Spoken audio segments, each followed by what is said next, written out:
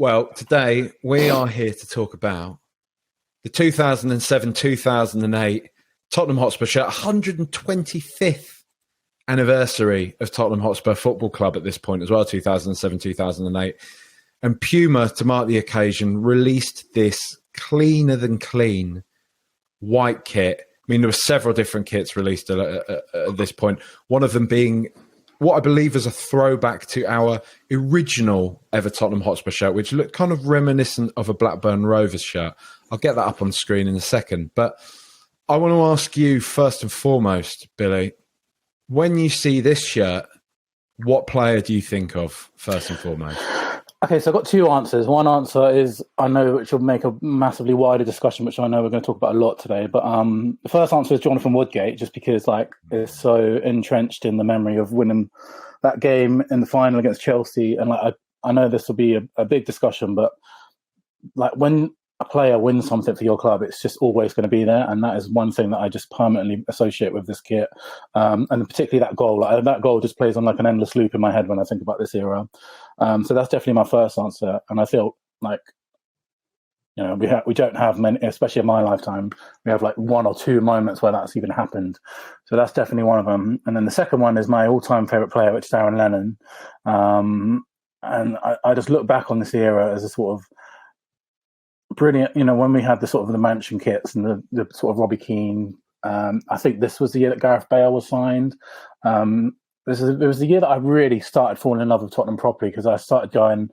When I was growing up, I went with my dad and my brother, and this is the first I went to university at this era, and this is when I first started going on my own, and just could be going to games that weren't just every now and then with my dad and my brother. I started going a bit more regularly, and growing up and seeing that team. This is my first team that I really fell in love with. I know we've spoken about it a lot before in the past, about how the Martin Jol era is like the kickstart of the love for a lot of us, and this is the team that I deeply fell in love with for the first time. So those are the two players that certainly spring to mind, I think. The thing is, it was good about this with Gareth Bale, because you say this was the year we signed him, and it is, because I remember all the banter accounts doing their whole kind of, look at all these players that have won all these things, but they never won anything with Spurs. And all the Spurs fans were like, Bale won the League Cup with Tottenham. He won the League Cup. He was on crutches. He didn't play a minute in the final, but he won the League Cup with Tottenham. You're all wrong. Which I imagine is probably the trophy which he looks back in his career as his most proudest moment. None of these bicycle kicks against people, none of that nonsense. Like skinning half of Barcelona in the final of like Copa del Rey, wasn't it? It's been on the crutches there alongside Didier Zakora. Done a bit, which is funnily enough, Didier Zakora is the player that comes immediately to mind to me. See that about this shirt. That is another image as well. Was it when he's got his eyes covered? Was it a penalty or something like that? He has his back to goal. He's down, and then you just see him go. Look up again when Berbatov's like slotted it home. Let's talk about as a Lennon first and foremost, mate, because you talk about this being such a sort of a fun era of Spurs, and actually that does it a disservice. It wasn't just a fun era. This is when Spurs were first a serious team. Like in the Premier League era under Martin Jol, this is when we suddenly became a team that won away from home every now and again, that actually went into sort of battle against bigger clubs, that actually didn't just kind of roll over for Chelsea, Arsenal, Man United, not Manchester City at this point actually, but Liverpool as well, although Liverpool do always beat us, to be fair. At least we used to stand up and be a bit more counted at this point. And Aaron Lennon, for me, his kind of trajectory, because in my opinion, we probably saw the very, very best of Aaron Lennon under Harry Redknapp. Yeah. But under Martin Jol, a manager who had a lot in common with Harry Redknapp, I would say. Like they shared sort of similar footballing principles, similar footballing values in many respects. I think he really got a hold of Lennon, didn't he? And started to turn this... What we'd heard was like a rough diamond from the Leeds Academy, this like super young player who we all knew as just being really fast.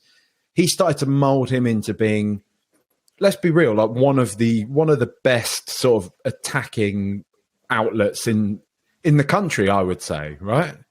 Yeah, because I think this was it's one of his breakthrough kind of seasons. He wasn't like an established star at this point as he went to be on under Redknapp, but I think he made like 25 league appearances. I'm just reading now. There's a few exciting players in that team that I think when you look at the I know we've come a long way now, but when you look at the players like Malbranque, Boateng, Terrapt, and Lennon, that they were just kind of like exciting Tottenham kind of players, weren't like that. They weren't world class or anything like that, but when they had the ball, you knew something exciting could happen.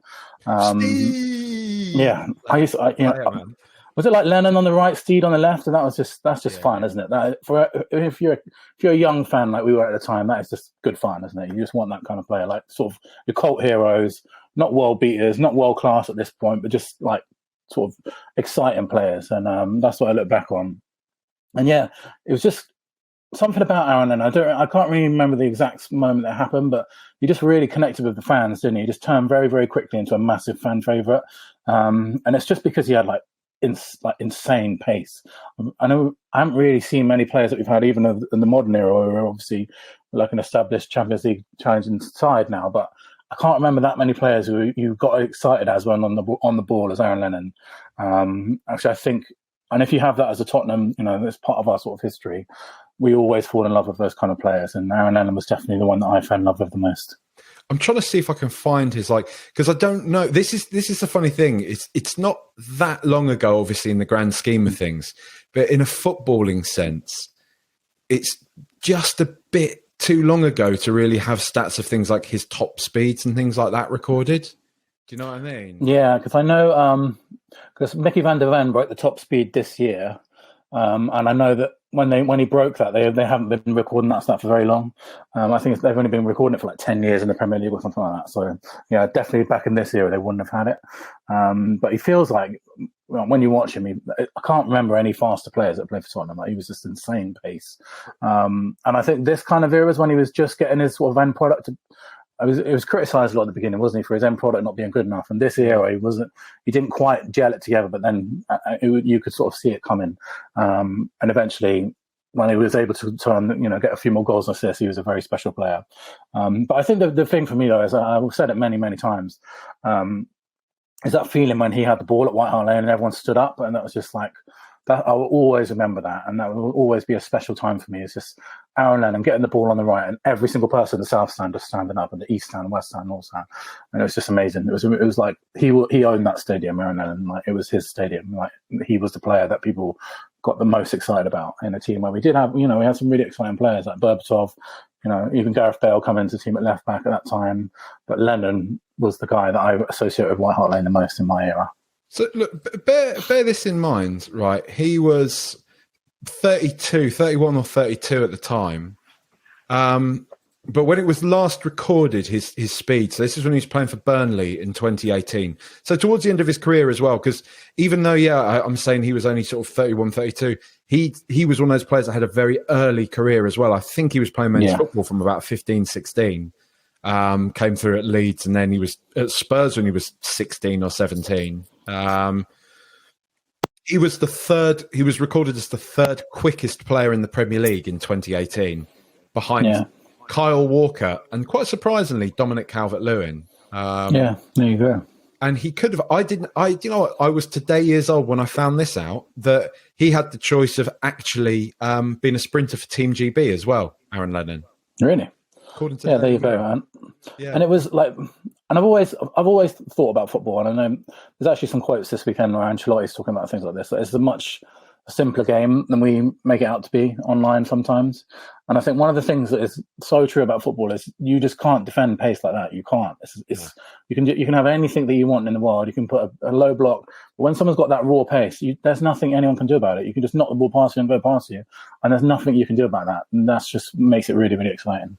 That's the danger, isn't it? Especially when you got a player like Gareth Bale, who had pace, not quite on the level of Aaron Lennon, but he still had pace and he had power and he had just obscene control over the football as well, Gareth Bale, that has obviously made him probably the greatest British player of all time, if not one of the greatest British players of all time. And just one of the best players of all time, really. And obviously it was probably a couple of seasons before they really gelled together, those two. But I remember being in that weird period where we had Lennon and we had Bale, and they were both really exciting, but they never played on the right and left together. I don't think it was until under Redknapp, maybe. I might be getting those mixed up, but we'd never played Lennon on the right wing, Bale on the left wing. And then when it finally happened, it was amazing. I seem to remember it not happening for very long for some reason, though. But I just remember wanting to see that so badly. Lennon on the right, Bale on the left. And then we got it for a few games. It was amazing. I can't remember exactly what happened, but I think we switched some positions around somewhere. I think Gareth Bale sort of started playing all over the pitch and sort of more centrally. But it was just exciting to have two ridiculously good wingers. You think about that North London derby when they did play together, right? Yes. White Hart Lane, and Bale does the heart into the camera and shouts in the down in the shelf side. Like that game, they just, like you were saying about like, sometimes football's not that complicated. That day, Arsenal could just not cope with Spurs at all. And then Lennon scored 2 minutes later? Yeah, and I honestly, I don't think I've ever seen us batter Arsenal like that. Yeah. Ever. Maybe 16, 17 when they didn't really lay a glove on us at all, but we were just so much more in control that game. I'm not even sure what season it would have been. Would it be Bale's last season at Spurs? Yeah, it was definitely AVB. It's definitely AVB. Yeah, and I just remember that game. They just could not cope with us at all. They couldn't cope with us. We just completely blitzed them. And that is one of the best. There's a really good video. You can probably track it down on Twitter of the South Stand celebrating Bale's goal. I can't remember which one. Did Bale score first, then Lennon, or Lennon first, then Bale, whichever way it is. Yeah. Them celebrating the first goal, and then Lennon just goes through and goal and scores, and the South fans goes absolutely mental. Such a good atmosphere that game. That was insane. It's brilliant because in those moments as well, you're like, we are going to remember this forever. Like if we go on to win this game, this moment is like captured. This is like bottled, and but not in that sense. But like this is like bottled lightning that's put in my head, and I can just tap into. Because do you know what I mean? I was there, and I remember it, and I'm still getting those same goosebumps. I remember that feeling of being like, I've grown up watching this team slap us about every single time we play them, and now we are battering them. We're taking the piss out of them. But this is not the season we're focusing on. We're talking about 2007, 2008, and just before we do move away from Aaron Lennon. Did you see his latest? He was on Tottenham's podcast that they do off the shelf, isn't it? And he was speaking very openly, very candidly about his career, about his now mental health and everything like that. And I mean, it was so, it was really heartbreaking to hear everything that was coming out at the time. I remember hearing sort of rumors at the time that he was going through a really hard time, and I think there'd been some sort of an incident involving him in a moment of kind of peril and everything like that. And he was thankfully survived and came through that, and is now sort of doing his utmost to speak positively and help other people. And I think that's credit to the guy, isn't it, really, that he's not just, he doesn't just have a legacy now of being a brilliant, exciting player. Like you say, somebody that is so synonymous with the old White Hart Lane, the clapping of the seats. So many people talk about that with him, that now he is using his profile to, speak very openly about something which people don't like to. People don't like to talk about mental health. Even now in 2024, people sort of still say, that's all everyone goes on about. They don't know, do they? Especially guys from a particularly kind of, and I always use this example, but this kind of alpha male background of sports stars, right? But he's going out and doing that, right? Yeah, and it's a really, really important conversation. And I know he's back coaching at Leeds now, so I think he's doing their under-18s team, which I think, that is, incredible to have that kind of advice to pass on to some young players, because Lord knows they need it at the moment, because, as you say, I can only really think of Richarlison. Recently, I can't really think of any modern footballers that really go into it. I know you can imagine. We all know how much mental health affects the general public, and there's no way that footballers are different from that. So the fact that we have such low representation of people talking about it in the game is ridiculous. And it's amazing to see someone like Lennon who can now hopefully, coach young players, keep talking about it, improve the conversation. Because even when Richarlison was it, he was still ridiculed. He still gets ridiculed to this day online. There's that video of the fans the players, pushing Richarlison to the front of the fans after the Sheffield United game, and every week that gets lauded as, why are they celebrating a win against Sheffield United like this? It's not about that, is it? It's about him being brave enough to go and say something like that publicly. So it still has a massive stigma attached to it, which I think is ridiculous and horrible. And the more people we can get like Aaron Lennon and Richarlison that are being brave enough to talk about it, the less and less that becomes a thing. But to have him, that's if you have someone like that who's obviously got an incredible amount of wisdom to pass on to these players, it's great that he's coaching the Leeds under-18 team at the moment. That's, I think the perfect place for it, because these young guys their life's about to change forever when they, if they get rejected or whatever, and hopefully Lennon can help in some way in that way. An interesting one, just on that off the shelf podcast as well. There's a little bit when he's talking to Dawson. I think it's Lennon and Dawson, as a lot of the players of that era do. And he was asked, he was put to him, who's the best player I've ever played with. He's just like, hands down, Ledley, straight away. Ledley, he doesn't even think about it. And as they all do, as all those players do of that era. Because I think Spurs fans are often accused of kind of eulogising Ledley King because he was sort of the talent that never was, in a way. Do you know what I mean? That he didn't have the career that everybody knows he should have done.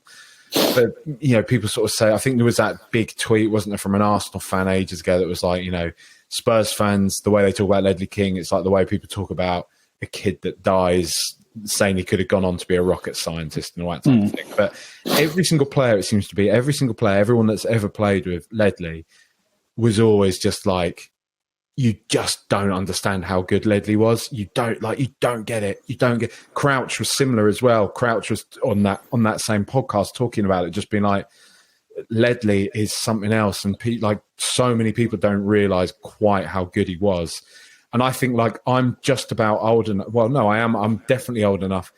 I remember Campbell going, and I remember this youngster coming in, Ledley King, and being so gutted about Campbell going, and within a couple of games being like, oh, wait, this kid is legit. Even when I was I can't remember how old I was when Ledley first came in, probably 12, 13, something like that. Maybe a little bit, 13. Yeah, about 13 or 14. And just being just sort of old enough to get football enough to know this kid is legit and he's proper, and just remembering how good he was, and he's just, when I do think of this era, he's another one of those players that I do think very fondly of. Obviously, I think he's probably still my favourite player of all time, Ledley King, and the fact he got to lift a trophy wearing this is good, because there was a lot of disappointment in his career, wasn't there? And the fact he did get to win something for Spurs is good, right? Yeah, and I think there's something about Ledley King, and the similar kind of thing happened with Harry Kane. He's so ridiculously good, and all Spurs fans know it, that maybe we don't talk about it enough. Do you know what I mean? So we can't really. We're 20 minutes into this podcast about we've only mentioned Ledley King once, but he is he was Tottenham at this point. He was everything was him. And I think a lot about that question about, what kind of career would he have? But I kind of feel like the career that he's got now, where fans 16, what is it now? 10, 15 years later, still sing his name at games and stuff. And he will always be remembered as one club man. Probably won't ever happen again in our lifetimes. If it's not going to happen with Harry Kane, how many players is it going to happen with? Is that better than just going to some like Chelsea and winning 3 Premier League titles? And I know it's easy to say that as a Tottenham fan, where we don't even get into this conversation in the first place. But personally, I feel like what Ledley King has got, where he will always be an absolute legend at Tottenham, and he will have his name chanted wherever he goes. He will always be Mr. Tottenham. He will always have Tottenham fans adore him. He will have Tottenham fans that are singing his name that have never even seen him play. His legacy will last forever at Tottenham. And I know that, again, this era is going to be a particularly big question about it, because it's the last time that we did win a trophy. But that stuff has got to mean more than just winning a few trophies, right? It has to. I know that's, again, you can say that's easy for us to say because we don't tend to win trophies, but to me, that is much more important than if we'd have gone somewhere else and won a few FA Cups or whatever. His legacy is cemented forever at our club, and I think that's incredible, really. And I do feel like it's like the Harry Kane syndrome of he's so good, and everyone just knows that he's good, that maybe we don't talk about it enough. And I think it's interesting that Arsenal fans talk about it as well, because their spiritual king, Thierry Henry, says he's the best defender he's ever played against. So I think that says it all, really.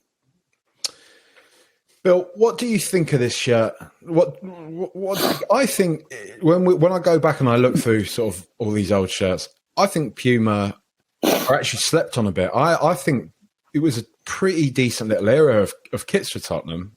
Yeah. I think it's really, really clean. I actually have that shirt. This is a season that I went to. I can't remember how I did it. I think I won a competition with Junior Spurs, something like that. I went to watch them train, and I got this exact shirt signed. So I've got it in my wall at home. So it's someone that I always see every day. Yeah, I just really like it. It's nice and clean. I feel like sometimes being a Tottenham home shirt designer must be like the easiest job in the world, and they'll just be like, "Should we just make it all white?" Yeah, job done. See you next season. But there's just something about that. I like the collar. And I know in the past, and we got one this year again coming up in the next season, we've got like the blue sleeves, we've had like the seat belt, we've had all the printer thing where it was like at the bottom was like graded in blue or whatever. I just like my hot Tottenham shirt all white, and I think this is a really good example of that. What do you think of it? I love it as well. It was just. I remember at the time it being just a throwback to all those old Tottenham shirts I'd seen the heroes of yesteryear wearing. Do you know what I mean? Like, obviously, I know we've got this big red mansion badge on the middle, and that's always been kind of a bugbear for a lot of us having the red sponsorship. But still, it was like the 1960s again. It's the big navy cockerel, clean white shirt.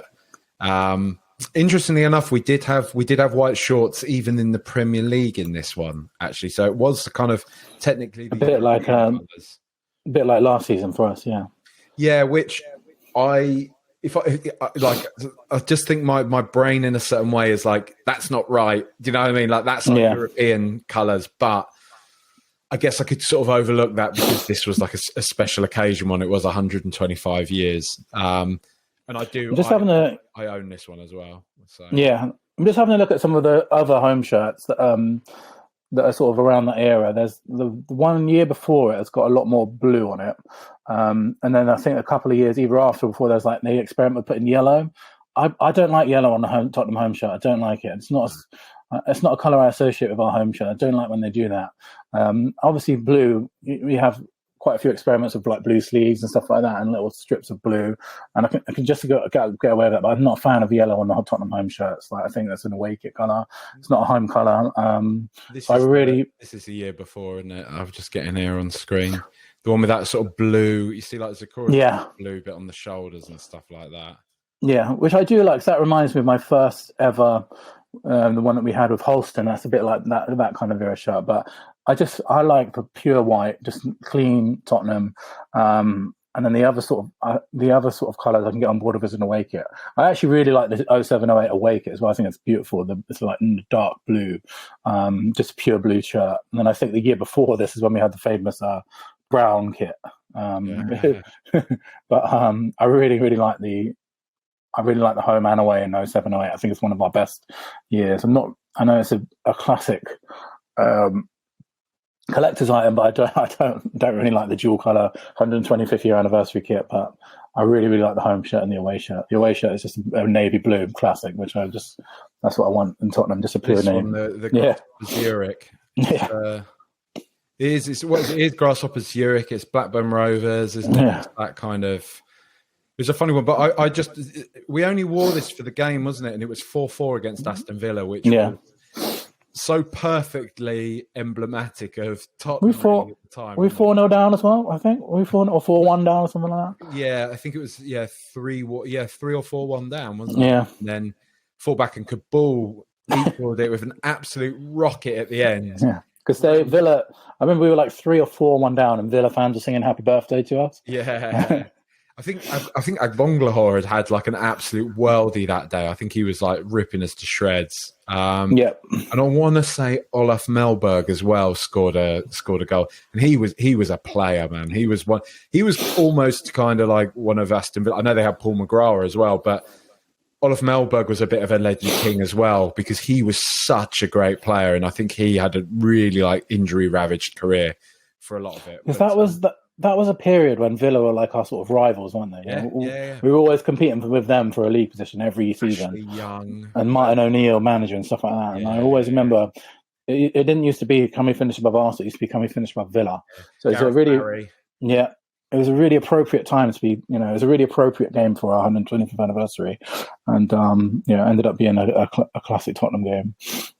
I mean, what do you like when you think about Spurs of this era, mate? Because like we're sort of saying at the very top, this is sort of formative period for a lot of people. I mean, I guess especially for you, you would have been. I mean, how old were you at this point? I was 18, 19, I think. Yeah, and suddenly Spurs being a proper outfit, suddenly, after so many years ago it being like Klinsmann and Sheringham, like I barely remember Klinsmann and Sheringham, really, if I'm being brutally honest. I remember as literally having them. And I remember Sheringham's second spell at the club and everything like that, but I'm talking about the two of them playing together. It's the first time, really, isn't it, in Berbatov and Keane, we had, it was like it was Kane and Son before Kane and Son, wasn't it? The two of them were unbelievable. I can remember when that sort of partnership got broken up, thinking we're never going to see a partnership like that again at Spurs. Like those two are so good. And then obviously, the rest is history, but still. Yeah, I feel like that was like it was like the first in like a proper, because I was a bit young. Firstly, I'll tell you one story. I've got it. Let's see if I can show you. I'm here. Hold on 1 second. I'm in my childhood bedroom at the moment. So I'm down at my parents, and my dad for Christmas one year, he bought me these two life-size Tottenham stickers with footballs, and one of them was Sol Campbell, and the other one was David Ginola. They both left that year, and I had to rip them down off my wall. I literally covered this whole wall in Sol Campbell, and had to rip that off. But I was a bit too young to like really sort of feel the emotion of it. I was just, when you're that age, you're just kind of not really that invested in football as much. But I remember when Berbatov left, I was like gutted. I was absolutely devastated by it. And he was like the first player that I remember that just, and it happened a lot over the resulting years of like Bale and Modric, where he just felt like he was visibly too good for us. You know what I mean? It was like, this is the first one where it's like, well, we're not going to keep him for very long, are we? And Carrick was another one of that era as well. It was really, really good. And just they were just absolutely unbelievable. And Martin Jol was like the man for strike partnerships, wasn't it? Which is obviously a thing that's completely died out these days. But he had like Berbatov and Keane, and then Mido and Defoe. He had like too big, too little. And I just love that era of strike partnerships because it's just not something which we see anymore. And but those two in particular were like telepathic, weren't they? And like they were just absolutely unbelievable together. Scored some ridiculous goals. I'm just looking through the sort of history of this season now, and Robbie Keane scored a shitload of goals for us basically that season. He was, they both scored. I think they both scored 15 Premier League goals, which again, so it's like evenly distributed. And they both scored 23 goals in all competitions as well. So they literally scored the exact same amount in the league and in all competitions. And Defoe scored 8 that year, and that was when we had Bent as well. Bent scored 8 that year.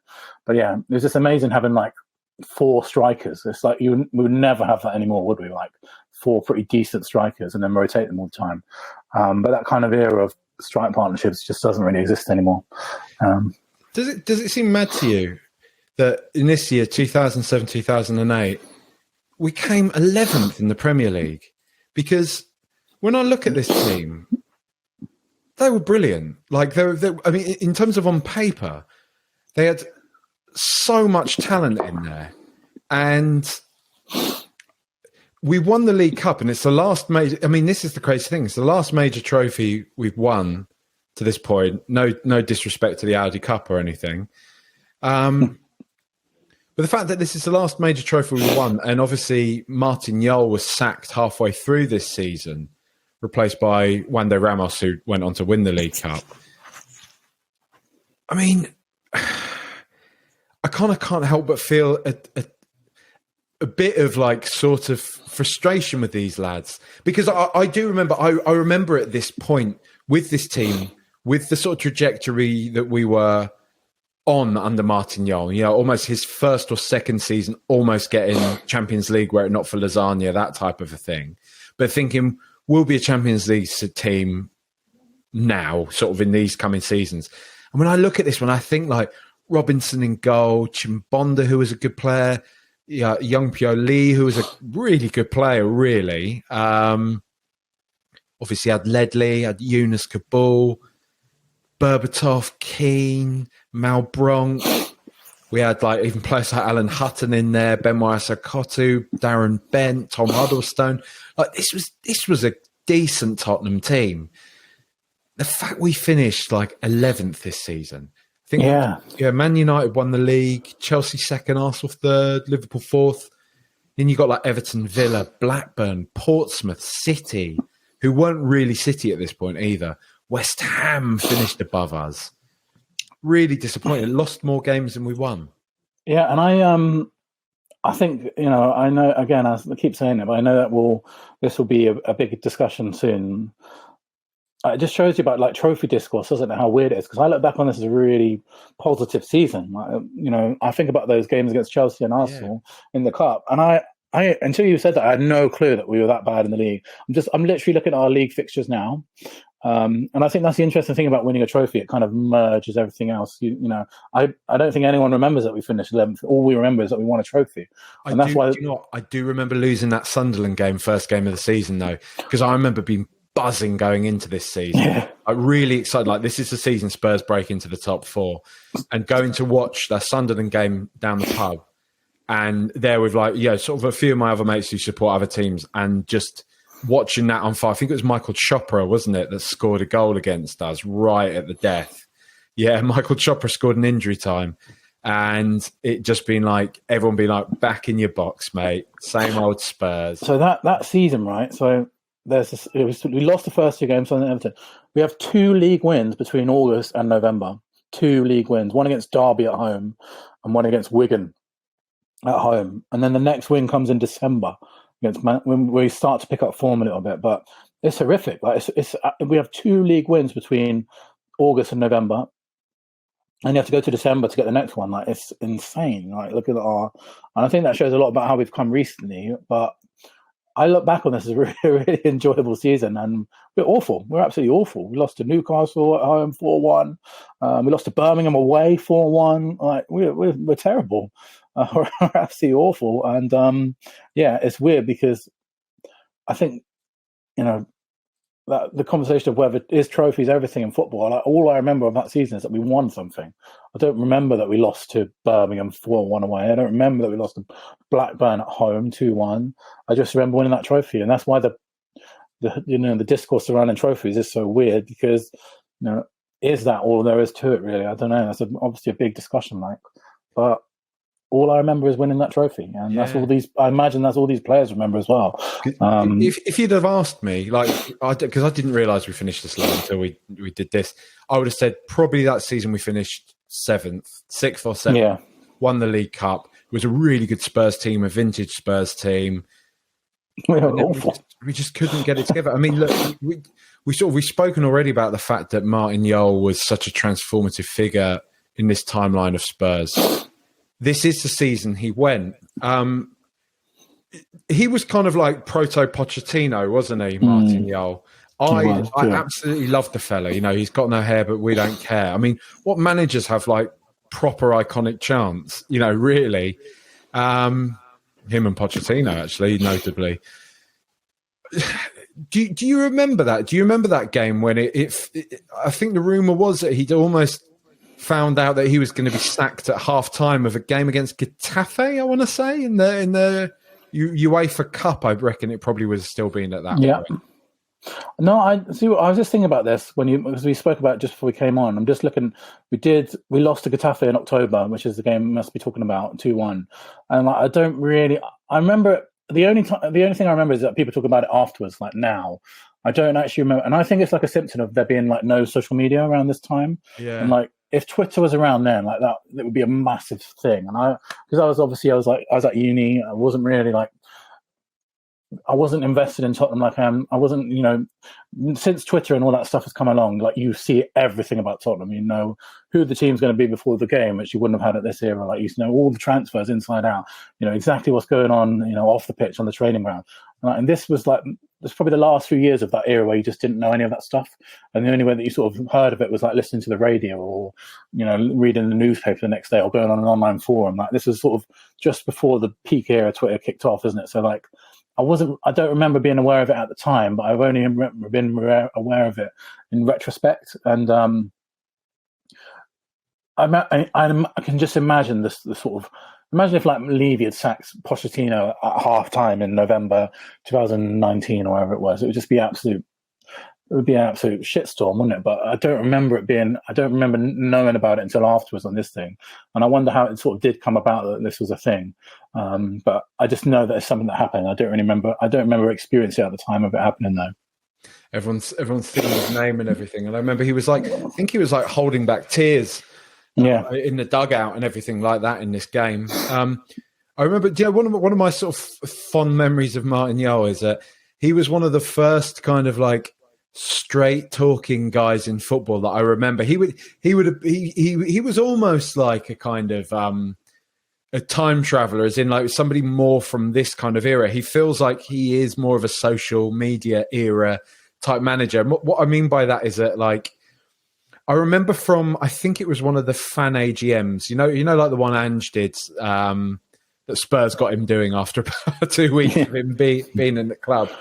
I remember Martin Jol did a fan AGM. Maybe it was like a Christmas time one or something like that. And I remember seeing this old video doing the rounds. When like things used to go viral back in the day, because people used to email stuff to one another. You get an email with like, whatever gruesome videos or with funny videos or with this or with that. And I seem to recall like this Spurs video, this really granulated potato resolution video doing the rounds that I think somebody just filmed on like an early kind of phone or old like digital camera or something like that of Jol at this fan AGM, and he was being asked, I think he'd had a Barney with a referee on the touchline or going into the tunnel at one point, and I think he'd been warned by the Premier League or by the FA had any say over anything at that point. I can't remember. I know they're completely separate now, really, pretty much. But I seem to remember there being something about that, and somebody asking him what actually happened to you between you and this referee. I think it was maybe Mike. I don't know if it was Mike Dean. I'm not sure, one of them. And he said that, well, it was quite simple. I said to the referee as he was coming off the tunnel, I was like, that was a useless game. You're a real prick. And the referee said to me, you can't say I'm a prick. And then Martin Jol said, well, you can't control what I think though. So, and then the referee said to him, well, you can think I'm a prick, but you can't say it. And then Martin Jol said, well, okay, then I think you're a prick. And obviously you hear the whole room like pissing themselves laughing.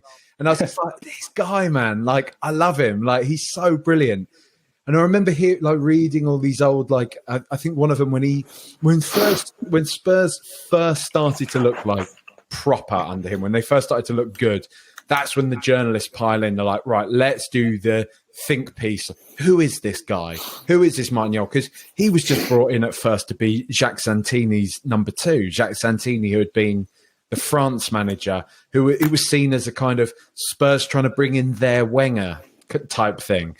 And whatever happened with Jacques Santini, no idea. I don't really think anybody knows to this day, but he just sort of had a wobbly and left after 5 games or something like that in charge of Spurs.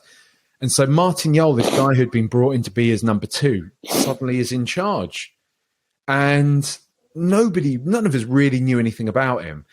But straight away, he seemed to, like Redknapp did a few years later, take the shackles off of what was a really talented Tottenham team with some really like good raw talent in there. We started knocking the ball about, playing it really nicely. And I remember one of these, maybe it was the Times or somebody like that, sat down, did an interview of him, like trying to find out who he was. And one of the things that we learned is that he legitimately was a Tottenham fan growing up. Like he loved the club, and he was like, and they did the interview in his house, and he had like, I think they said something like he had a big like Tottenham carpet or rug, or it was something. It's like it's back there somewhere in my memory. So it might be a big rug, or he had something or other. And he's like, I've had this here way before I got this job. Like this is like the dream job for me. I love it here, and I'm so happy to be able to like take this club where I think they deserve to be, like the club I grew up watching when I was a little boy, seeing those brilliant Tottenham teams of yesteryear. It's been too long since they've been that, and I just remember like this was the first time when it's weird. I feel actually oddly emotional, like thinking about this, because like growing up as a Spurs fan, I was saying this to Spooky the other day, growing up as a Spurs fan, I was too young really to have seen or remembered like 1991, the FA Cup. And Spooky was saying like he finds like 1991 quite triggering in a certain way because it was the last time Tottenham were really good. It was the last time they were a proper team. And from that period, because he's like, all this stuff, this banter, Tottenham are crap, what have you won stuff. He's like, this isn't really like, because for him, he's like, I remember the 80s. I remember like Spurs winning stuff, being like a team that were envied. And then even into the 90s, to the early 90s anyway, still being a team that can show up, beat Arsenal, who were all conquering at that point, beat Arsenal en route to winning the FA Cup, which, as Spooky said then, was seen by quite a few people as almost a bigger thing than winning the league back then, the FA Cup, because of the the esteem it was held in. And I just remember suddenly being like, sort of growing up, being like, I support a crap team. I support everyone. Everyone makes fun of me because I support this team. They don't win anything. They lose all the time. We almost get relegated. And I have my dad being like, well, yeah, I mean, we used to be a good team once upon a time. When I was growing up, we were a good team, but things change. And his thing always used to be, look, Wolves and West Brom Nottingham Forest used to be brilliant teams, and now they're not, and we're just one of them now. And I remember thinking, oh, great, nice one, cheers, Dad. But then I remember this fella coming in and just suddenly, like, believing, like for the first time ever, believing that we could actually be more than what I'd been told that we were. And I'll always thank him for that, because I really do think what we see today was kick-started by him. Yeah, I completely agree. And like if you're the same age as us, sort of in your 30s, like the managers that we had growing up as kids, like there was no real there certainly was no connection for me ever. There was like Glenn Hoddle, who obviously is a Tottenham legend, but he wasn't particularly great for us. Then we had like Santini, you mentioned, was just like I have no memory of him whatsoever. Like just a cold bloke. And then we had like George Graham. We had what's the fella's name? Christian Gross. Like it was a horrific list of managers that I had growing up, and like this guy was the first manager I really like proper loved. I fell in love with him, and I do think it was because, again, growing up in our age, like we didn't see that sort of that Tottenham style of play at all. Like we were just a middling side, and then Martin Jol came along, and he got, no, this is what a Tottenham team is supposed to play like. Here it is. So, this is what made me fall in love with the team properly, like. And then, to sack him at half-time is just, it's an insane decision, isn't it? I think I had social media being around at the time, I think it would have gone down a lot worse. But I would have did a lot sooner. Yeah, definitely. But I know that obviously it's not a popular decision with fans still, but I think, having no social media back then probably dampened it a little bit for Levy and the response they got. But the fact that he is still held in such high esteem by Tottenham fans, I think says it all. Like, he will always be remembered by me as one of my favourite managers. If you think about it, like we won the League Cup this year. He didn't win a trophy with Spurs. It was Wande Ramos. But if you ask any Spurs fan who they hold more dearly, I would honestly say 99.9%, if not honestly 100% of Spurs fans would tell you Martin Jol over Wande Ramos. Yeah, and that. All right, so that brings it on to the biggest question I have of this era. I'll ask it to you just because it's something that I think about all the time. Is Tottenham winning this cup, this competition, is that the best thing that you've seen in your Spurs lifetime? Because the way that trophy discourse is presented online at the moment, and the way that Harry Kane has let it get to him and think, I have to move to Germany to win something, otherwise I'll be nobody, I won't ever be remembered. And that's failed at this point still. Is this the highlight of your Spurs support in life? Ajax, without question, is the highest moment I've ever had as a Spurs fan. But this is up there. It is up there. I can't lie about that. But I mean, nothing compares to Ajax. I've never, like, whether it be chemical or otherwise, I've never felt a high like that, like Ajax, ever. And I don't know if I ever. It would take us Agueroing Arsenal on the final day of the season to win the league or something like that to probably get anywhere close to what Ajax was, which was just not something that happens to Tottenham, is it? You know, like it just that's not the way the story goes. But this was winning the League Cup, beating Chelsea, who, I mean, another thing that's kind of that gets lost in some respects is that obviously people know Chelsea are a good team, but like recency bias would be like, well, you know, Spurs and Chelsea are kind of, they've sort of been neck and neck. I know Chelsea have ended up winning bigger things, but Spurs and Chelsea have gone blow for blow. What gets lost is that Chelsea at this point were phenomenal. Yeah. Chelsea were a monster. Like they were comparable to what this City are now. Yeah, like this is the Drogba, Terry, Lampard era. Do you know what I mean? This is. It's a kind of like, what would you compare? It's probably like Man City versus like Wolves or someone in the final, right? It's probably like that. Exactly that. Exactly that. Maybe more like Brighton. Yeah, I reckon we were probably the Brighton of this time, right? The fact that we showed up and not only beat Chelsea, a team who we never beat as well. We never used to beat Chelsea. We went there in a cup final at Wembley, the eyes of the nation on us and everyone. I remember this being like, I remember showing up for this and it was going to be let's enjoy it. You know what I mean? We're in a cup final and that's good. But I mean, the odds are not favourable for Tottenham in this one. And I remember suddenly being like, after sort of half an hour or so into this game, being like, we're in this. Like Spurs have always been, even I talk about us being crap and everything. The one thing that Spurs have always had, and it's one of my good mates, he probably won't be listening to this, but one of my good mates, Jay, growing up, West Ham fan, but he's always said to me that he hates Tottenham. And he said, the thing he was saying this when we were like kids, when we were growing up, he's saying, the thing I hate most about you lot, though, is that, like, even though you're crap, you're not much better than us. You've still got that little gear you can go into on some days and just turn up and just look like a proper outfit again.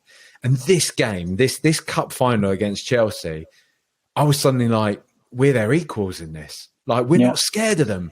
We're taking this game to them. And Chelsea, like, I think they weren't expecting it at all. They weren't expecting Tottenham to show up and, like, take the game to them in the way that they did, because it's still to this day, honestly, one of the most impressive, assured performances I've ever seen from a Tottenham team ever in my life. It's weird, isn't it? Because it's almost like the opposite of what we are now. It's like a team that can't show up to a cup final to save their life, but are really good in the league, versus a team that are awful in the league and like just somehow turn up and beat the best side in the country. And that's the kind of thing that we wanted over the last 4 or 5 years, where we played, you know, your Man Cities in the final, we played, you know, Liverpool and all that. And we just can't seem to turn up in a cup final or a semi-final even to save our life. You just wonder where that kind of spark's gone. I think it's kind of obviously dissipated over like 16 years of no trophies or whatever it is now, 17 years, whatever it is. And it's weird when you look at that picture that you've got there. You got Woodgate, you got Lennon, you got Keane, you got Berbatov, you got some really decent. You got Huddleston in there, who's obviously a fan favourite as well. How do we finish 11th in that league that year? Like, how do we manage that? Woodgate and Keane, our defence, man. Like, what happened to that? Unbelievable players. Do you one of my good memories of this one, mate, from this final as well, is, do you remember the moment on the coming towards sort of injury time, Timo Tainio there at the back, sort of time wasting a bit. Didier Drogba runs up to him. Didier Drogba, like one of the biggest stars in world football at this point, wagging his finger in Timo Tainio's face, being like, "Come on, stop time wasting. That's not good sportsmanship." And Timo Tainio pointing up at the scoreboard and just being like, do you know what I mean? Giving him that laugh because he knew we were on the verge of just being about to win it. And it's funny because he was a bit of a hero that day, Timo Tainio. I think he came on but he really shored things up. He was almost a bit of a sort of Højbjerg type player, but I think he had a bit more personality about him than Højbjerg did. And I think it's really interesting that, like, winning a trophy. So a player like Timo Tainio now, who's, you know, let's be real about it, is a bang average player at best. But he's always going to have a legacy now at Tottenham because of that one moment and winning a trophy. And like, we've had players over the last 5-6 years like Dembele, Harry Kane, that have never won anything for us. And like, they will, that just winning one trophy as an average player, Timo Tainio, he's going to be forever remembered for that moment. I remember that moment clear as day, and it's always replayed and stuff. And I just think it's a real shame that we haven't won anything in an era where we're much better. Do you know what I mean? Like, it's just, and it really hit home the other day watching Man United, who are bang average side again. They've won the FA Cup now. Mainu has scored an FA Cup winner for Man United.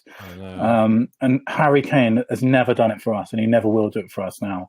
It's just, when you see stuff like this, it's just, I just really want to win a trophy again, man. I really do. Like, it's just, like, I remember visibly, because I teach year 6 children. I remember a couple of years ago, the children that were leaving school were born in 2008, and I remember thinking, if you had a child that day that we last won a trophy, they would now be leaving primary school, and we haven't won anything since. It's just the passage of time that's passed since we last won anything is ridiculous now.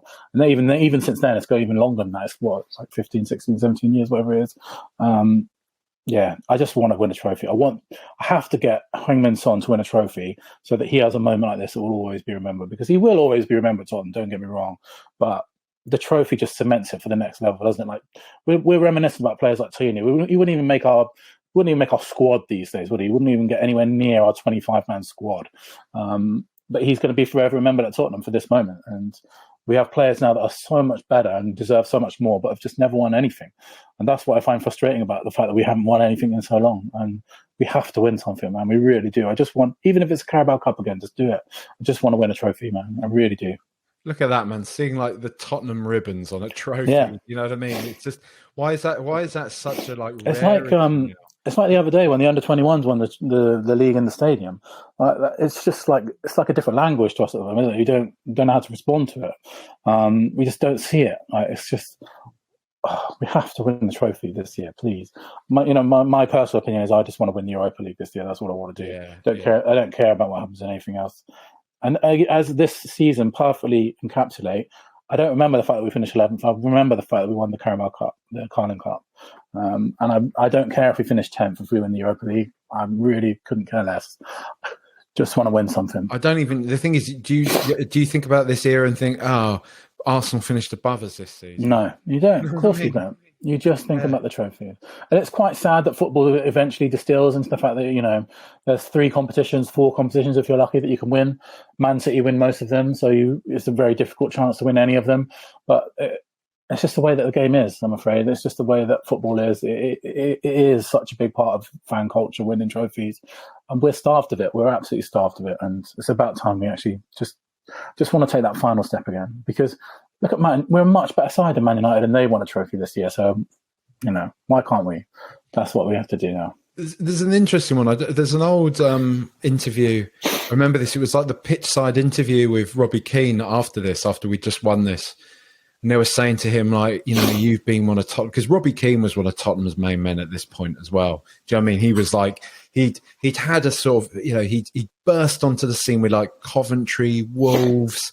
Then he went to Inter Milan when he was about 18. He was just like prodigal Irish talent.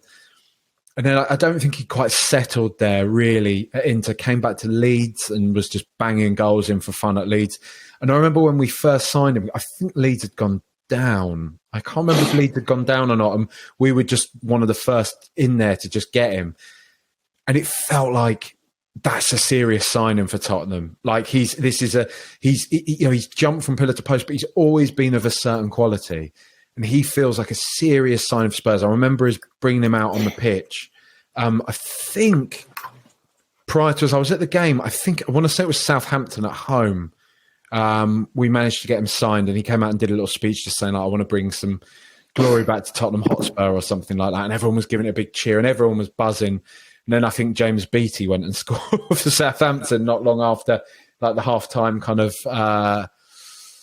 presenting of him. I think we drew that game. I want to say I can't remember, but I remember him saying in his pitch side interview at this point, he was like, "Look, it's been a road to get here. There's been some ups and downs, but I feel like we're finally in a place now where we've had this taste, this team. There's such ability in this team, and now we've had this taste of success. I think we kick on from here. And we really do something." And we just absolutely didn't, did we? Like, and it's like you're saying now, like, I really want us to win a trophy because obviously, I do. I agree with you entirely there. And I think the biggest dilemma that we have as Spurs fans is how much of this lies with Levy, with Enoch, with a mentality or a culture at the Spurs that accepts a type. I mean, mediocrity is not the right word because Spurs have been brilliant. We have been finishing in the top four and everything, but we'll accept not winning silverware because we still maintain a presence as a big club and whatever.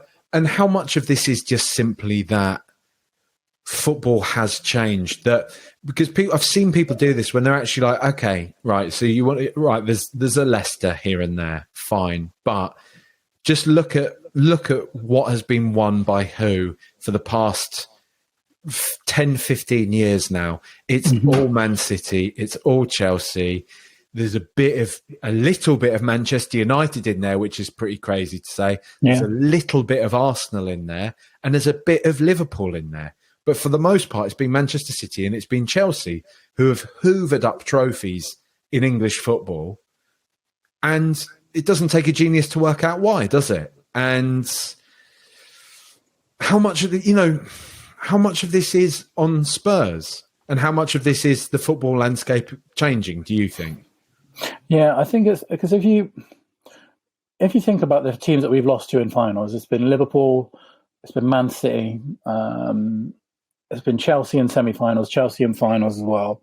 And it's three teams that spend more money than us. Like, it's just, and generally speaking, the trophies follow the money. And if we can't reconcile with the fact that if we want to genuinely compete for something more, we have to spend more. We have to. Like, I know that we've started to gradually adjust to doing that over the last few years, but it's one of those things. And I think if you want to be ambitious and you want to win things, you have to spend money. There's not a cheap fix for it. It's just it follows the money.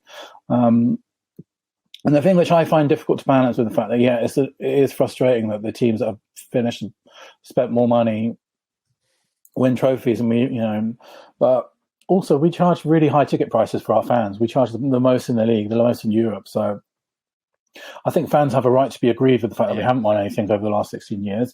I think you can point to the fact that it's really difficult to compete with oil money and the dodgy money at Chelsea.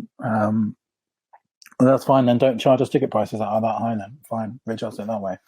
So I think it's a difficult one. I think it's really frustrating, but I think we're now finally in a position where we are rich enough and big enough a club to be able to compete at that level. So I think if it doesn't happen within the next 5 years, that's when it becomes. I know obviously that's ridiculous to say after 16 years of no trophy, but now we finally look like we're in a position where we can match the spending of other clubs, and we have been. Last 2-3 seasons, we've been one of the highest net spends in the world. So if it doesn't come now, then I don't know what the answer is, because we're now finally at that level where we can financially outmuscle these guys for once. Yeah, and I think the signs are at least positive. I'm we're going into this summer now. We're recording this ahead of summer. The season's just finished. We've just signed Timo Werner. People aren't too happy about that one, but we don't need to go into that too much. I just think overall, the environment at Spurs seems to hopefully at least be going more towards one that wants to actually win stuff now. Ange Postecoglou makes no secret of the fact that he wants to win things. I was sort of talking about managers with certain outlooks, certain footballing philosophies, and you definitely do have to class Ange in there with Jol, with Redknapp, with Pochettino. They're all cut from a similar cloth, those lads. And they have their differences. I'm not saying they're all exactly the same.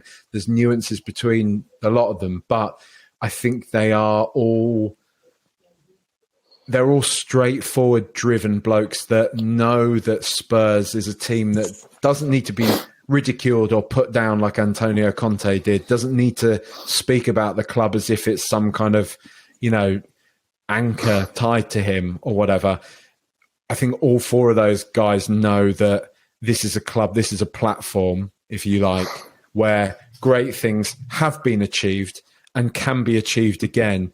And I think all of them had that taste for being the guy to do it. And I really think part of what motivates Ange, really got my fingers crossed here, but I really think part of what motivates him here is not just the idea of winning stuff, because I think that's evident from his career to this point.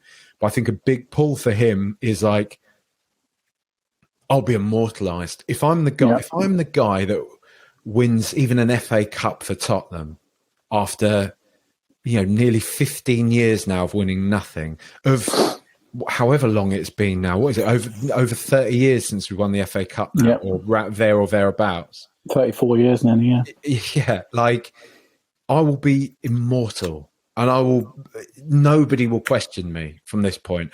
And so I'm looking forward to what we can achieve under this guy, and with what is an exciting crop of players again. I do think there's an exciting crop of players there, and it's the squad's not perfect yet, but this squad wasn't perfect. And look, we've got a photo there of Paul Robinson and Robbie Keane holding aloft the trophy at Wembley after having beaten one of the best teams, if not the best team in Europe at that point. So yeah, and I think so. So it's been 16 years since we last won a trophy, and I think we've had teams which are good enough to win a trophy, without a doubt.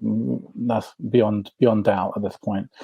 So why haven't we actually done it? And I think that you have to, when you're in the position that we're sort of on the same position that we are now, where you're good enough team to win a trophy, you can't sit still. You have to go on the neck, and that's where we traditionally fail under these owners, I think. And like you kind of saw it last year. I know they didn't end up winning the league, but they went to the last day, like Arsenal. They went and signed Declan Rice last summer, and it took them up another level. Liverpool did it when they bought Van Dijk and Alisson. Like when you're at this point where you're on the cusp of greatness, you can't sit still. You have to go further. You have to buy players, and that's where traditionally I think is the main reason why we haven't won anything since, because we've never really taken that step. You have to like really sort of go for it when you're on that sort of cusp. And when we were under the cusp under Pochettino, we signed no players. We were on the cusp under Redknapp. We signed Sahara and Nelson. Yeah. And we're getting to the point now where we're under Ange. We're at a similar position now where we're looking like a really decent team. But that's when you have to throw caution to the wind and think, right, let's just go for it and see what happens. Like Liverpool did, Arsenal did. I know Arsenal have not won a trophy since the FA Cup they won, but they're in a damn good position to be able to challenge for the league over the next few years, without a doubt, which is unfortunate but true. And I just feel like that's why we're 16 years on, looking back on an era when we finished 11th in the Premier League with such rose-tinted glasses, because it's the last time we actually won anything, and that is ridiculous for a club that is, we're we're the 8th biggest club in world football at the moment. We have money beyond our financial dreams at the moment, which we don't seem to be able to materialise into trophies. And I think that the reason why it's been this long is because we've never taken that next step, and that's where, again, we find ourselves at those crossroads again. Bill, in closing, I like to do this. It's just, it's a bit of fun at the end of these episodes, just to sort of set to fully cement the period, the time in history that this all took place. And a good way to do that, I find, is with music. I'm going to ask you, what do you think in 2008 the best-selling single in the UK was in 2008? So I didn't have I don't. So this was like peak era X Factor, right? So this is when X Factor just ruined charts forever. So is it an X Factor winner? Did she win, or was she either won or she was one of the like big runners up? Do you know what I mean? 2007, 2008. It's too late for Leona Lewis, I think. Is it Alexandra Burke? It is Alexandra Burke. Yes, yeah. Come on. What was? I don't even know what a song was. I can't remember. Hallelujah. Yeah. And then the second highest selling single was Hero by the X Factor finalists. Yeah. It's funny because obviously I'm obsessed with music, and I'm obsessed with like, I love looking back over the charts, and like Simon Cowell's just ruined that for like 10, 15 years. Like it's just, it's ruined. It's coming back a little bit now. Like Christmas number one, he ruined. X Factor was Christmas number one for every year forever, and then man. And now we've got the sausage roll nonce ruining Christmas number one. Yeah, exactly. There's some. The funny thing is, like when I look back through these as well, there's so many songs that I wouldn't place at the same. I mean, look, 3 is Mercy from Duffy, 4 I Kissed a Girl by Katy Perry, 5 Rockstar by Nickelback, which I thought came way later than that. Yeah. 6 American Boy by Estelle featuring Kylie. That's one of my all-time favorite songs. That's probably a banger, mate. Sex on Fire by Kings of Leon. Like that to me is like not of this era, but is. It's funny. This is when I first started going to uni, and I remember Sex on Fire used to play out every single night. It was always like the last song. You know, when you go in like horrific student clubs and stuff. That's that's one of the songs I associate with that, and like Mr. Brightside and all that. But Sex on Fire, I remember being a massive song. I bet it was because I graduated in 2007, so I missed all this. I just had this on all the indie nights and stuff like that I'd go on in my 20s. What other random ones? Dance With Me at number 12. Massive one, that. Calvin Harris, Dizzy Rascal. Closer by Neo at 15. I mean, there's just some, I don't know, man. Disturbia by Rihanna, number 18. Take a Bow by Rihanna, 20. That's Not My Name by the Ting Tings at 22. I mean, what happened to them? That was a weird little moment of like, that was kind of, you're talking about the Simon Cowell thing. I swear they were kind of like, let's create an indie band. Yeah, definitely. Let me go. Wow. Yeah. A weird one. You were gonna, you were going to bring some film trivia to the mix as well, mate. Yeah. So I've got a couple of questions to ask you then. So it's a vintage year for film, 2007, 2008. Oscars is really weird because if you do the 2007 Oscars, that's like the films of 2006. So I've got like the 2008 Oscars, which is the films of 2007. Strong year for sure. I'm going to read to you 5. 1, 2, 3, 4, 5. Yeah, this is one of the 5 Best Picture winners. See if you can see which film won Best Picture. I know that we both love some of the films in this list. So the Best Picture that this year were There Will Be Blood, Michael Clayton, Juno, Atonement, and No Country for Old Men. Which film of that won Best Picture that year? See, again, because that's so funny to me that like Juno is at the same time as those ones and everything. I can't remember because we were talking about this just before we started recording. It's gone out of my head already. I think if I remember, was it There Will Be Blood? Nope. The one you just No Country for Old Men, which is a bit of a shock looking back, really, because There Will Be Blood is like now regarded as one of the best films of all time. But I do think that's a really strong 1 and 2, isn't it? No Country for Old Men and There Will Be Blood. But Best Actor that year, it's a really strong list. Okay, so we've got Viggo Mortensen, who we were just talking about before we recorded, Eastern Promises, Tommy Lee Jones in The Valley of Ella, Johnny Depp, Sweeney Todd, George Clooney, Michael Clayton, and Daniel Day-Lewis, There Will Be Blood. Obviously, that one's a little bit more obvious, but who do you think won that one? DDL, wasn't it? Yeah, of course.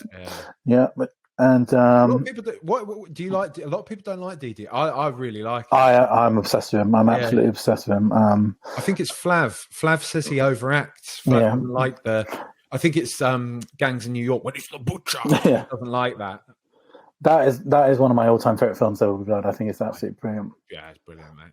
And then, so then in the Best Animated Feature that year was Ratatouille. Wow, what a film. Yeah. And then, so Best Actress that year. No, this is going to be difficult because I don't know. I'm not going to be able to pronounce all these names, and I have no recollection of this, either person or film that won it either. But so you got Elliot Page for Juno. You got Laura Linney for The Savages. You got Julie Christie for Away From Home. You got Kate Blanchett for Elizabeth the Golden Age, or Marion Cotillard for La Vie en Rose. Was it Kate Blanchett? It's Marion Cotillard. I have no recollection of whatsoever. Absolutely. Wow. But yeah, No Country for Old Men and There Will Be Blood, 2 big hitters that year. And there's some other films that came out that year. There's like The Golden Compass, Atonement, Juno obviously was a big one. Sweeney Todd was a big one. Ratatouille was a big one at the Oscars. So yeah, a vintage year for films. But would you say, I know you've probably spoken about this on your other podcast, would you say No Country for Old Men is the best Coen Brothers film? Oh, it's probably top 5 for me. I don't know. Yeah, it'd be my favorite. I love Fargo. Fargo's probably my favorite. Yeah, I'm trying to think of like Brother, Where Art Thou? I really like. I love what's the one with Nicolas Cage? Raising Arizona. Yeah, brilliant film. I'm trying to think of the name, which is the Man Who Wasn't There. It's one of their sort of like smaller ones, but it's a really good film. Obviously, Big Lebowski as well. God, I'm forgetting about that. Although, do you know what? I'll be brutally honest here. I don't love Big Lebowski. I know it's got such a big I know what you mean. Following. I like it, but I'm not like I love that film. You know. And just to finish off, I actually don't. I've literally just Googled this. I did not know. This is a great film year for us to pick. Actually, highest grossing film that year made $1 billion. Which now I know we were talking just before. I think Fury. What's it called? Furiosa has made like 30 million, like $1 billion film. And these days just feels a long way off. I know we had a couple last year, but box office is in the mud at the moment. I know it's a massive film for both me and you. It's the second film in the trilogy. Christopher Nolan film, classic film. What do you reckon was number one film worldwide in 2008? The Dark Knight. Yeah. I didn't know it'd broken the billion as well. It shouldn't come as a massive surprise. And first ever MCU film was that year as well. It's a huge film year. Iron Man. Iron Man came out that year as well. You know what made 780 million that year? Yeah, I'm just reading now. Indiana Jones. Indiana Jones and the Kingdom of the Crystal Skull, for anybody that wasn't aware. But... Yeah, which, that film flopped as well. So the box office is in a real bad way. There's loads of good films that came out this year, to be fair. Wall-E, what a film. Quantum of Solace, which is absolutely terrible James Bond film. Yeah. Bit of a flop, that one, after such a brilliant Casino Royale reboot under Sex and the City, the movie. Slumdog Millionaire. So that must have done well at the next Taken. This was the year of Taken. What a good year but like you say, like there's some like that 10,000 BC that was like one of the biggest flops, wasn't it, of all time. Yeah. So this must have been just as the superhero era was kicking off. Got Dark Knight and then Iron Man, and then it sort of really Hulk as well. Yeah, it really sort of kicked off after that. Oh no, but this is now. Hang on, this is that. Is this the Edward Norton Incredible? Yeah. It's kind of a funny one. That was when Con and Marvel were still sort of finding their feet a bit. Yeah, was it Sony won that one. Yeah, it's kind of. I think it's. Yeah, it was. And then Iron Man was the first technical MCU film. Yeah. You don't mess with the Zohan. It's a bit of a happy place film, that one. Silly one. Adam. And then 2007, which is obviously Jesus Christ, which is obviously the first year of this season. You had Pirates of the Caribbean, Harry Potter, Spider-Man, Shrek, and Transformers as the top 5, all making over 700 mil. So this is a peak cinema era for franchises. This is like cinema was back, baby, wasn't it? After like sort of the highs of the 80s and 90s, this sort of era, oh man, just like you say, I'm just looking through. And now we're dead again. Movie. Now we're back dead again. 300. You know what I mean? So many films in 2007. Big American Gangster. Wow. Anyway. And now like the big film of this weekend is trying to make like 30 million at the box office, which is worldwide, which is insane. Cinema is on its arse at the moment for sure. Cinema is on its arse, but hopefully Tottenham Hotspur are getting off of their arse and they can go on and, inspired by the ghosts of the 2007-2008 season, just win something this year. Spurs. Billy, thank you very much for joining me on A Stitch in Time, mate. It's been an absolute pleasure. I hope you've enjoyed this. I have enjoyed it. It did bring me back PTSD memories of this is where the giant Sol Campbell was, but it's not there anymore. He's gone, and we won't say anything more about him. We get in trouble about it. So thank you, mate. Anytime. Next season.